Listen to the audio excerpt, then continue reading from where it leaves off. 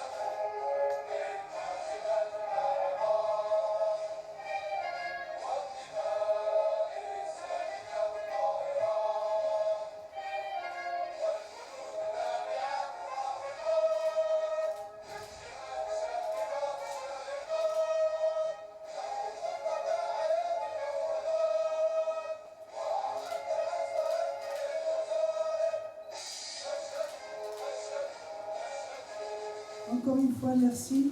Je vous souhaite la bienvenue et je vous remercie encore pour votre présence. Cette thématique de FinTech et d'inclusion financière, catalyseur d'un écosystème financier dynamique, en Algérie notamment, donc elle est en perpétuelle évolution. Nous l'avons choisi pour toucher un petit peu à l'évolution parce qu'avec l'accélération de l'ère numérique, nous avons su dire que grâce au FinTech et l'inclusion financière, l'Algérie peut relancer son développement économique. Donc durant ces 2 jours, nous essaierons de débattre cette thématique sur 6 axes principaux, à savoir, donc le premier sera dédié au cadre théorique qui régit la FinTech et l'inclusion financière. Le deuxième axe va traiter le cadre juridique et réglementaire. Le troisième axe va traiter l'impact des FinTech sur le financement des entreprises, à savoir les PME, PMI et les startups innovantes. Le quatrième abordera la culture et l'éducation financière. Le cinquième touchera aux contraintes et stratégies nationales de l'inclusion financière. Et le sixième et dernier axe va relater un petit peu les expériences internationales dans les FinTech et l'inclusion financière. Cet événement a suscité l'intérêt de la communauté des chercheurs en raison de son importance. Nous avons frôlé 300 demandes de participation au niveau national et international. Le comité scientifique a retenu 140 communications en raison de logistique et pour des raisons d'organisation qui se sont présentées à l'international sur 9 pays différents, à savoir le Canada, la Suisse, l'Espagne, la France, la Guinée, la Burkina Faso, la Tunisie, la Jordanie et l'Égypte. Et au niveau national, nous avons eu des communications sur 44 wilayas différentes au niveau national. Donc, les intervenants sont en majorité des chercheurs universitaires ainsi que des cadres professionnels. En effet, nous avons reçu des cadres de la CNEP Bank qui nous remercions infiniment parce qu'il nous a quand même accompagnés en tant que sponsor durant cet événement, des cadres de la BNA. J'ai appris la venue des membres de la CNAC aussi, je suis contente, et la BDL, un cadre de la Bourse d'Alger, un cadre de la Société Générale de Paris, un superviseur à la Banque Centrale de la Guinée, le directeur général de l'assurance Tekaful, 3 fondateurs de start-up principaux, la start-up Ahnini Tunisie, la start-up Ahnini Qatar, la start-up Moneo de la Suisse et la Startup Young créateur de Nidroma de Tlemcen. 2 experts en fintech, 2 spécialistes en cybersécurité, 2 spécialistes en inclusion financière. Donc tout ça, durant ces 10 jours, on va débattre sur ces 6 axes dans la communauté universitaire en présence de 6 spécialistes. Ce travail était possible suite aux efforts conjugués des chercheurs, des membres du comité scientifique, des membres du comité d'organisation et du staff administratif. Nous saisissons cette opportunité pour les remercier vivement et remercier entre autres nos partenaires sponsors, à savoir, je répète, la CNEP Bank qui a, on va dire, pris en charge la plus grande partie de cet événement. L'UMTO, c'est l'Université de Management de Tizi Ouzou aussi, l'entreprise Tifrali, l'établissement Jardin Secret et l'hôtel Itouré.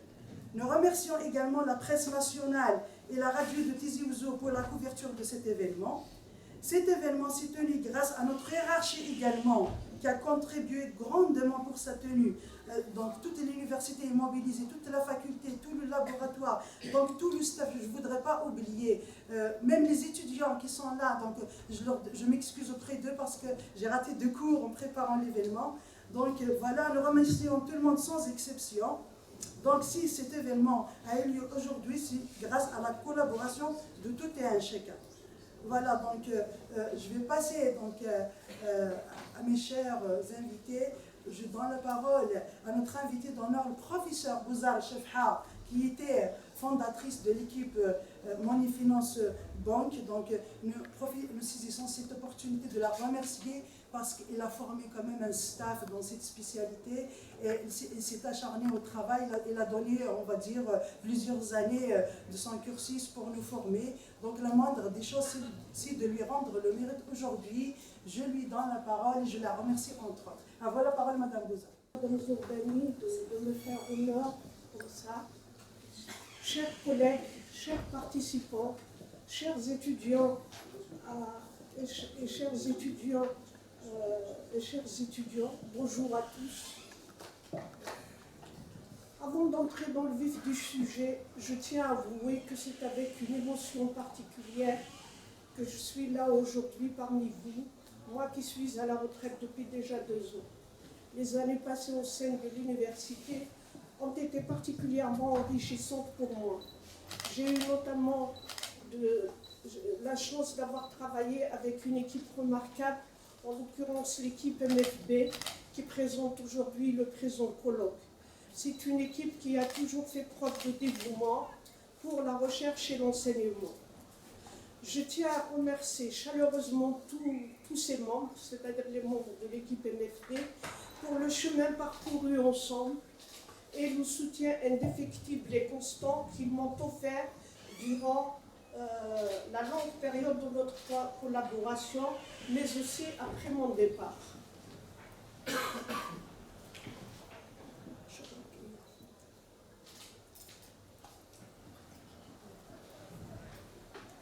M'avoir invité à cette manifestation scientifique est un honneur pour moi. Et je reste convaincue que les efforts et persévérances fournis à cette occasion vont porter leurs fruits. Par ailleurs, je suis très heureuse que les participants soient aussi nombreux et qu'ils représentent des universités nationales et étrangères, toutes riches d'expérience et de compétences pour le succès de cette rencontre scientifique.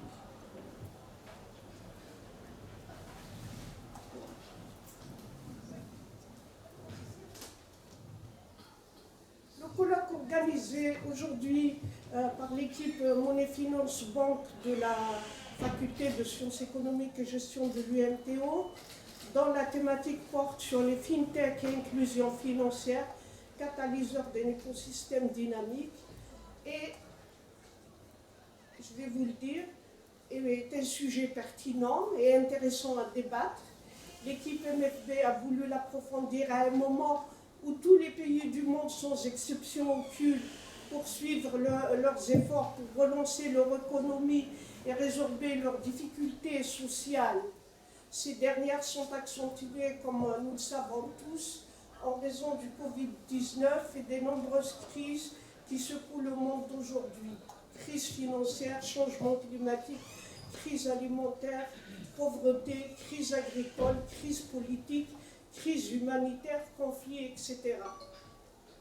La thématique du colloque a une portée scientifique et sociale puisqu'elle fait une approche sur 3 aspects clés étroitement et intelligemment liés par l'équipe, à savoir: le premier est de rappeler la vague de développement des fintech ou technologies financières. La technologie financière, comme nous le savons tous, a bouleversé le monde et particulièrement le secteur des services financiers. Celui-ci connaît une émergence d'innovations technologiques qui transforment ses produits, ses services et ses processus. Par exemple, au cours de la dernière décennie, la numérisation des services bancaires à travers le monde a progressé en raison de plusieurs facteurs, notamment donc l'émergence des nouvelles technologies, l'augmentation du nombre de portefeuilles. Excusez-moi.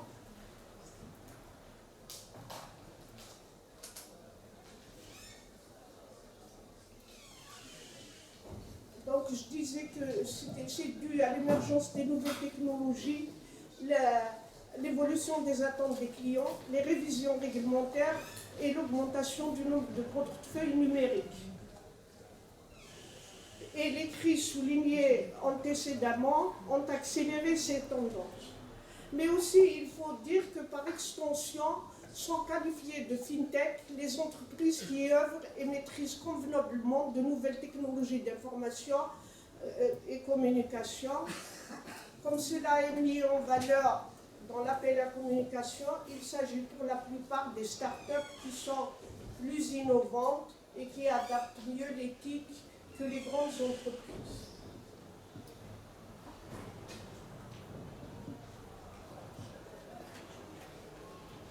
L'inclusion financière, il y a aussi, donc, elles ont combiné, comme je vous dis, 3 grands concepts. L'inclusion financière ou finance inclusive, dans un monde caractérisé par les vulnérabilités socio-économiques grandissantes, comme nous l'avons vu, exacerbées par donc, les multiples crises, les populations vulnérables sont de plus en plus exposées à ces risques, en particulier dans les pays en développement. Donc, dès lors, dans l'Algérie, dès lors, l'inclusion financière est un levier important pour contribuer à les réduire. Autrement dit, l'inclusion financière offre la possibilité pour les entreprises et les individus d'accéder à toute une gamme de produits et services financiers. Il faut souligner que l'accès aux services financiers des personnes physiques et morales est considéré comme un facteur de progrès. Un troisième concept tout aussi important, c'est l'écosystème financier dynamique. La notion d'écosystème financier fait référence à un réseau interconnecté entre de multiples entités, systèmes et processus qui concourent au fonctionnement du secteur financier.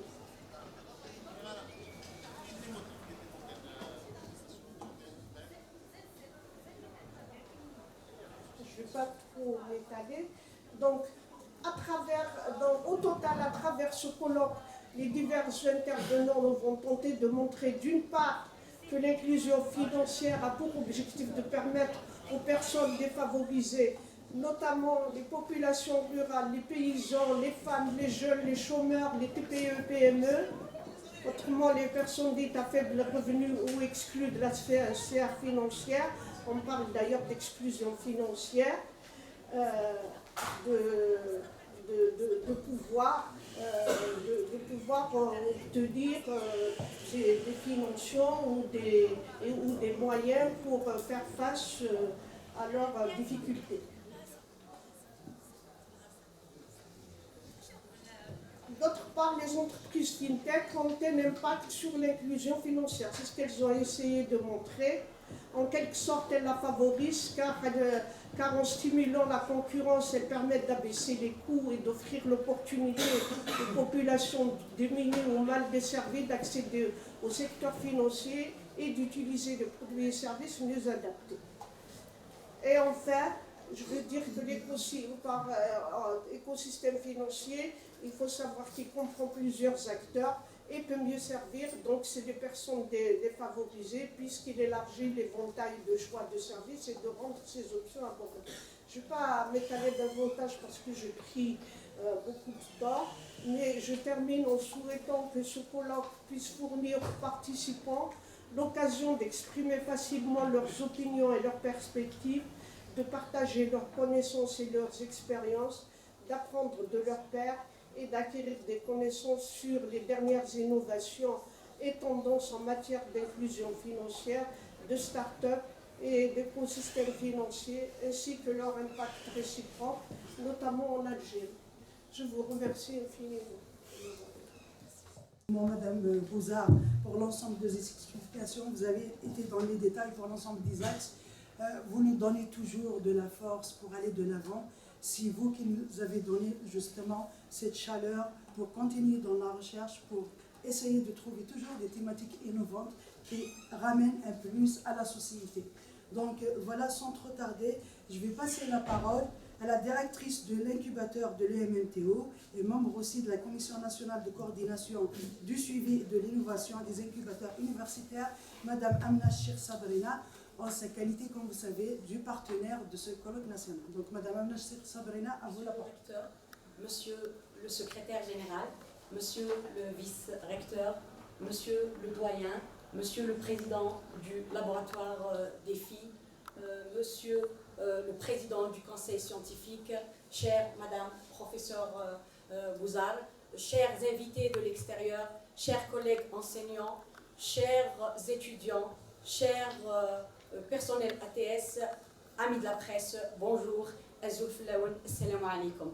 Il m'est très agréable d'être parmi vous ce matin en ma qualité de directrice de l'incubateur de l'UMMTO et de membre de la Commission nationale de coordination et de suivi des incubateurs de l'innovation et des incubateurs universitaires. Je remercie Madame Safia Zourdani pour m'avoir fait l'honneur d'être dans l'équipe organisatrice de ce colloque, d'être partenaire de cette activité scientifique. Merci Madame. Un grand merci à Monsieur le recteur de l'Université Mouloud Mamri de Tizi Ouzou, professeur Bouda Ahmed, qui a toujours accompagné et qui a toujours été bienveillant à l'égard de l'incubateur Mouloud Mamri, l'incubateur de l'Université Mouloud Mamri, lui et toute son équipe, Monsieur le SG, Monsieur le vice-recteur, les autres vice-recteurs, les collègues, tout le monde était là pour nous accompagner. Nous avons commencé avec quasiment rien et aujourd'hui, nous sommes très fiers de dire qu'au bout de 2 ans de travail, 2 années de travail qui correspondent au début de l'arrêté 1275 qui porte sur le diplôme start-up, nous avons fait des résultats et nous en sommes fiers. Nous avons pu obtenir l'arrêté de l'incubateur UMMTO. Nous avons également pu obtenir le label incubateur UMMTO et nous avons donc obtenu 10 labels projets innovants, dont celui de l'incubateur. Nous avons également déposé presque 20 demandes d'inscription pour obtenir des brevets d'invention sous le contrôle du Centre d'appui à la technologie et de l'innovation. Il s'agit d'une nouvelle dynamique. Désormais, notre université est réorientée vers un nouvel état d'esprit, une nouvelle dynamique grâce à tout ce qui se fait au niveau de l'incubateur. Mais aussi, notre faculté est en train de vivre une nouvelle dynamique grâce à tout ce qui se fait au niveau de la faculté, grâce à notre doyen, grâce aux collègues et particulièrement grâce au laboratoire défi qui s'est lancé au départ et dès le départ le défi de donner un nouveau souffle à la faculté des sciences économiques, commerciales et des sciences de gestion et nous en sommes aujourd'hui en train de faire ce bilan qui est très honorifique pour nous. Merci à tous pour cette lancée. Aussi un grand merci à professeur Bouzard, elle le disait, c'est nos repères, nos pères et nos repères. Ils nous ont formés et ils nous ont nous sommes leurs produits et nous espérons continuer sur leurs traces pour que toujours notre université soit à la tête des meilleurs classements nationaux et internationaux. Aujourd'hui, c'est une occasion pour nous d'entamer une réflexion, de saisir l'opportunité d'échanger, échange d'expériences et opportunité de réseauter avec ceux qui viennent de l'extérieur. Nous avons vu la richesse de ce programme. La richesse de ce programme dénote la richesse du débat qu'on aura tout à l'heure et la richesse des échanges qu'on aura. Et certainement, nous allons tirer aussi des enseignements, des expériences internationales, puisqu'il s'agit d'un colloque international. J'espère, je ne vais pas trop monopoliser la parole, chère madame, mais j'espère qu'on aura d'autres occasions pour discuter particulièrement, puisque je représente ici l'incubateur EMMTO, je mettrai l'accent particulièrement sur une analyse SWOT des incubateurs universitaires et du travail de la Commission nationale, parce que les colloques nationaux et internationaux sont toujours pour nous une occasion de faire le bilan, parce que nous sommes dans une démarche itérative. Nous sommes là pour accueillir à chaque fois les recommandations, les critiques et les remarques pour pouvoir faire mieux à l'avenir. Merci à tous. Anna Cheikh Sabrina pour l'ensemble de ces éclaircissements. Donc, comme ça a été souligné, effectivement, en si peu de temps, 2 ans, nous avons assisté à deux grands actes majeurs. Donc, le premier est celui de l'incubateur qui a donné ses résultats. Ils sont au 10e label, ainsi que le label de l'université. Donc, aussi, il y a le laboratoire défi qui est annouvelé, effectivement. Elle est créée en décembre 2022 et je suis avec l'équipe de création. Mais en si peu de temps, elle recense en son sein plus de 150 chercheurs jeunes qui sont acharnés, déterminés à aller de l'avant. Et ce qui fait de sa richesse, c'est la diversité des thématiques traitées à l'intérieur.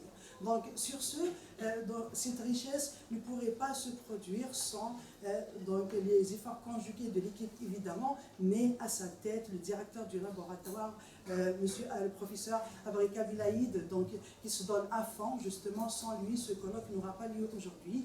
Je le remercie doublement. Parce qu'effectivement, j'ai assisté au double effort qu'il a fourni. Il a été dans tous les sens pour que nous puissions se réunir aujourd'hui ici. Donc, cher professeur Abrika, je vous remercie et je vous donne la parole. Bonjour à toutes et à tous. مرحبا بكم. مرحبا à ce colloque international dans son format hybride. Je ne vais pas tarder, je vais être bref, nous sommes bousculés un peu par le temps. Je tiens d'abord à remercier vivement la présence aujourd'hui de notre aîné professeur Bouza Chabha, qui a accepté de nous honorer en sa présence, en sa qualité de pionnier dans la formation de l'équipe MFB, qui a fondé. Elle a laissé derrière elle beaucoup de jeunes formés qui sont en train aujourd'hui de former d'autres, et c'est la continuité, ça c'est un travail de longue année. Je tiens d'abord aussi à saluer la présence du recteur et qui nous accompagne dans toutes nos activités à l'université, ainsi que notre vice-recteur Saadi, qui a toujours assisté à nos activités. Depuis son installation, il nous accompagne. Le doyen et le président du conseil scientifique, qui aussi participe d'une façon active à ces activités.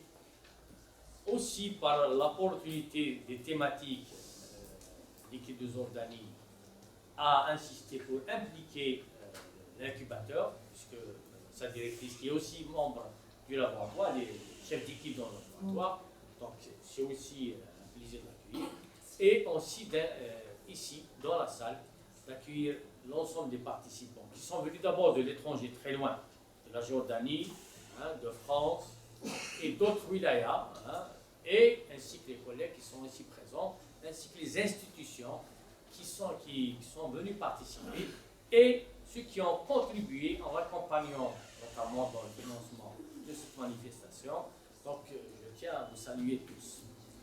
Ce colloque a eu lieu grâce à ce cheville ouvrière qui est le docteur Safia Zordani, qui est chef d'une équipe très dynamique, très riche, très diversifiée. Une thématique plus que d'actualité, effectivement, qui s'inscrit dans une réflexion continue parce que nous sommes dans un monde mouvant, hein, très dynamique. Donc cette thématique, effectivement, nous amène d'abord aux fondamentaux qu'on a eu comme enseignement ou qu'on assure maintenant en commun, notamment dans la finance, les banques, la monnaie. Et sur cette question de monnaie, d'ailleurs, le débat aujourd'hui, c'est la disparition de la monnaie. Je dirais bien la disparition des institutions financières en place, en question. Donc c'est quelque chose qui nous amène à débattre avec cette évolution de l'intelligence artificielle. Nous sommes vraiment dans un croisement. Tous les jours, on observe des changements. Et bientôt, nous sommes dans un risque d'être remplacés par une machine. Nous allons inverser les rôles. Les machines intelligentes vont prendre notre place et nous deviendrons des robots, des machines qui vont obéir à ces machines-là. Donc c'est dans cette perspective-là que le concept dynamique qui a été introduit dans cette thématique nous interpelle tous, donc nous amène à un débat. Ça serait sûrement un débat très riche, très fructueux, qui va nous donner un peu des pistes de recherche et qui va nous mettre sur des trajectoires nouvelles. Merci d'avoir fait cet effort en tant qu'équipe, équipe scientifique, équipe d'organisation et tout le dynamisme qu'il y a autour. Donc je félicite et vous félicite par avance pour l'effort que vous avez fourni et le travail. Donc je dirais bien sûr à toute l'équipe de l'administration qui nous accompagne aussi merci. Merci madame. Je tiens à dire qu'un colloque international ne s'organise pas du jour au lendemain. Nous avons commencé dès le début de l'année par des procédures administratives. Nous avons sollicité la hiérarchie qui n'a pas épargné ses efforts de nous accompagner. Donc nous avons formulé des dossiers que nous avons déposés auprès des instances hiérarchiques. Et sur ce, donc, je remercie grandement le président du conseil scientifique, cher professeur Kamel Moulay, qui n'a pas épargné ses efforts pour nous accompagner dans la procédure administrative du dépôt du dossier. Donc je tiens à lui donner la parole pour nous donner un mot de présentation. Monsieur le vice-recteur, monsieur le secrétaire général, monsieur le doyen, madame la directrice de l'incubateur, monsieur le directeur du laboratoire TEFI, cher professeur Bouza, dont je salue vraiment sa présence. Chers invités, chers présents, je tiens tout d'abord à remercier Dr Zouldané et son équipe pour avoir organisé ce colloque. Ce colloque, s'il y a quelque chose à dire, c'est qu'il arrive vraiment au bon moment, puisque appuyé par le big data, l'IA, la géométrie, donc toute cette évolution a appuyé la fintech en Algérie, qui devient, par la force des choses, un phénomène en pleine expansion. Un phénomène en pleine expansion qui vise à moderniser et à digitaliser les services financiers. Donc le colloque, évidemment, sans plus m'attarder, puisque le programme a été longuement déroulé, abordera certainement, en plus de l'inclusion financière, en plus de tous les aspects théoriques liés à la fintech, certainement il va s'attarder sur l'innovation technologique et les startups qui portent justement et qui proposent des solutions de ce genre, des services financiers. Il va s'étaler également certainement sur les défis à relever pour que les agents économiques adoptent ces solutions numériques. Je pense notamment aux consommateurs, je pense aux entreprises et aux administrations publiques, notamment en ce qui concerne déjà le paiement électronique. Certainement, il y a un axe qui parle de la réglementation des institutions liées à cette activité bien à cette technologie financière, donc les efforts fournis et ce qui reste surtout à faire sur ce plan, sur le plan institutionnel, qui encadre ces évolutions, j'allais dire, ces révolutions. J'espère qu'il sera également abordé. Donc, compte tenu du programme annoncé, compte tenu de la qualité des intervenants, je pense que ce colloque va compter. Je vous remercie. Je vais passer la parole à notre cher doyen, le docteur Laïch Mohamed. Je le remercie vivement de nous avoir accompagnés durant 6 mois de préparation de ce colloque. Donc, sans lui, peut-être aujourd'hui, on ne serait pas là. Là, à vous, docteur Laïch Mohamed, de la parole. Bonjour, Azul Flaoui, c'est Marie. Monsieur le directeur, chers collègues, chers communicants, chers étudiants, permettez-moi tout d'abord de souhaiter la bienvenue à tout le monde, et particulièrement nos invités qui sont venus de l'étranger et des autres universités du pays. Donc, j'espère qu'ils vont passer un agréable séjour parmi nous. J'en suis certain que le comité d'organisation va veiller au grain pour vous assurer donc, des agréables moments durant ces 2 jours.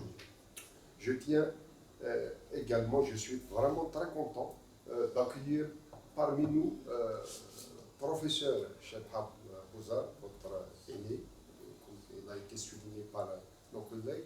Donc, je vais le dire en kabyle, parce que mon qui est très forte.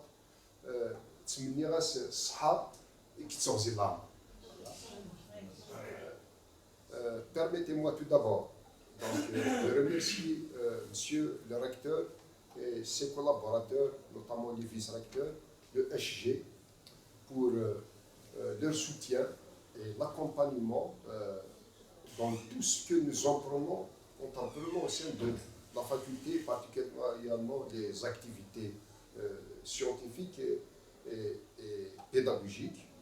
Je tiens également à remercier l'ensemble, tout le monde, donc ceux qui ont participé à l'organisation de ce colloque, à commencer par les membres du comité d'organisation jusqu'à la présidente du colloque, Dr Zourdani, bien évidemment, en passant par les membres du comité scientifique de la faculté à sa tête, professeur Moulay, et les membres du conseil du labo défi à sa tête, donc sous la direction du professeur Haïder Blika, qui nous a vraiment honorés de ses activités scientifiques. Je tiens également à remercier Madame la directrice de l'incubateur, donc pour son accompagnement. Il nous a toujours accompagnés dans les activités, dans les séminaires et les colloques que nous organisons. Il a fait un bilan de presque une année de son activité, donc le bilan il parle de lui-même. Et je remercie son équipe de formation, et la plupart sont des économistes, donc qui l'accompagnent dans le volet formation. Je ne vais pas les citer, sinon je risque d'oublier certains, et j'en ferai des jaloux bien mieux. Voilà. Voilà. Bien évidemment, ce colloque découle de la volonté du membre du comité scientifique d'engager la réflexion sur des concepts qui sont vraiment intimement liés, à savoir la fintech, l'inclusion financière et l'écosystème financier. parlant de l'inclusion financière, il permet de renforcer l'activité économique et également d'une façon de renforcer d'une façon substantielle, donc il contribue d'une façon substantielle au développement économique, voire même au développement économique durable, car l'inclusion financière est une composante de l'inclusion sociale. Quand on parle de l'inclusion financière, on ne peut pas ignorer la désinclusion financière, c'est-à-dire toutes ces sommes d'argent importantes qui circulent dans le secteur informel, donc qu'il est nécessaire de ramener dans le secteur formel. J'en suis convaincu qu'une solution digitale devrait permettre aux banques d'attirer une partie très importante de ces sommes d'argent qui circulent au niveau du secteur informel et grâce à ces sommes, ils peuvent relancer l'activité, l'investissement et l'activité économique, particulièrement donc l'investissement, qui est un pilier principal de la diversification économique tant souhaitée par nos pouvoirs publics. Donc, vos contributions, vos communications, certainement, donc, il va enrichir le débat autour de ces problématiques, j'en suis certain. Donc, il me reste qu'à réitérer mes remerciements à tout le monde, particulièrement donc, le comité d'organisation. Et donc, je vous souhaite donc plein succès à vos travaux donc, à Takosa. Un point très important qui est l'informel. Les dernières statistiques officielles en Algérie donnent 33,4%, ça veut dire un tiers de la masse monétaire en circulation, elle est dans l'informel. La question que l'on se pose, comment canaliser justement cet argent qui est dans l'informel et la ramener au circuit formel. Donc espérons bien que ces solutions digitales peuvent régler, même partiellement, ce problème, donc afin de booster la roue d'investissement et de développement économique et social en Algérie. Donc voilà, nous sommes supervisés par notre cher monsieur le recteur Bouda Ahmed et ses présents. Nous leur remercions vivement d'être venus. Nous savons tous que ce n'est pas évident pour lui. Il a dû faire des changements sur son calendrier très plein pour assister. Donc voilà, nous vous remercions infiniment et vous donnons la parole, cher monsieur le Madame la présidente du colloque, monsieur le doyen, monsieur le président du conseil scientifique, monsieur le directeur du laboratoire de FI, madame la directrice de l'incubateur, professeur Bouzard, nous sommes ravis de vous accueillir. Chers invités venus de l'étranger, venus aussi d'autres établissements d'enseignement supérieur algériens, monsieur le vice-recteur, monsieur le secrétaire général, chers collègues enseignants-chercheurs, étudiants, doctorants,